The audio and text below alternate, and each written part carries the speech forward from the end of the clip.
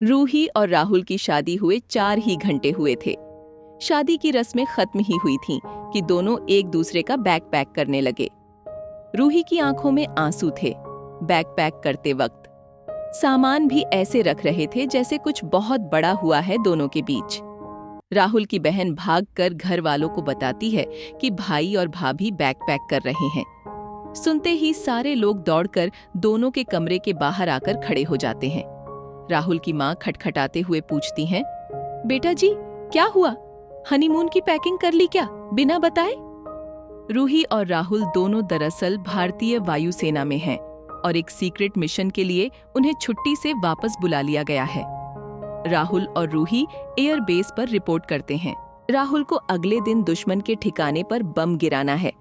उस रात रूही राहुल से कहती है, राहुल अब से तुम ही मेरी जिंदगी हो, पर मेरी मोहब्बत को कभी अपनी कमजोरी मत बनने देना। हमेशा हिम्मत बनाना, दुश्मन के छक्के छुड़ाकर ही वापस आना। मैं यहीं मिलूंगी इंतजार करते हुए। राहुल कहता है, और अगर मुझे कुछ हो गया तो?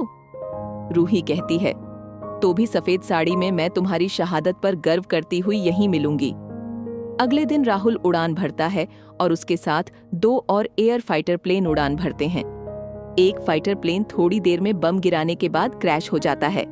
एयर बेस में सन्नाटा छा जाता है और दूसरे एयरप्लेन से मौसम खराब होने की वजह से संपर्क टूट जाता है। इतने में राहुल के फाइटर एयरप्लेन के बम गिराने का रिपोर्ट मिलता है। सब में थोड़ी सी राहत की सांस आती है। अचानक ही राहुल के प्लेन का सभी संपर्क भी टूट जाता है।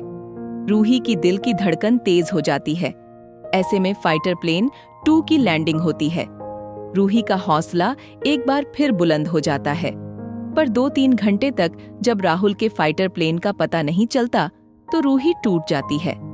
इस समय वह रो भी नहीं सकती क्योंकि वह ऑन ड्यूटी है, बस इमोशंस को कंट्रोल कर इंतजार कर रही होती है।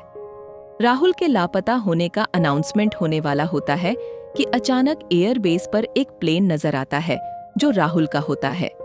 राहुल पूरी तरह जख्मी हो चुका है, पर खुशी की बात यह होती है कि लैंडिंग अच्छे से हो जाती है। रूही भागकर राहुल को गले लगा लेती है।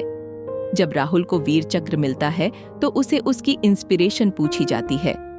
राहुल कहता है, मेरी पत्नी रूही ही मेरी इंस्पिरेशन है, जिसने न सिर्फ खुद को दृढ़ निश्चयी बनाया बल्कि मुझे भी हिम्मत दी। इसका भरोसा ही था जो आज मैं जिंदा लौट पाया हूँ। इतनी शक्ति किसी भारतीय नारी में ही हो सकती है, जो मिट्टी के लिए जान देना और कुर्बान होना दोनों जानती है। सच है, शादी 2 इंसानों को जोड़ती ही नहीं बल्कि एक दूसरे की ढाल बना देती है, जीने की वजह दे देती है। क्या आप सभी मेरी इस बात से सहमत हैं? धन्य है भारतीय नारी और उसका साहस।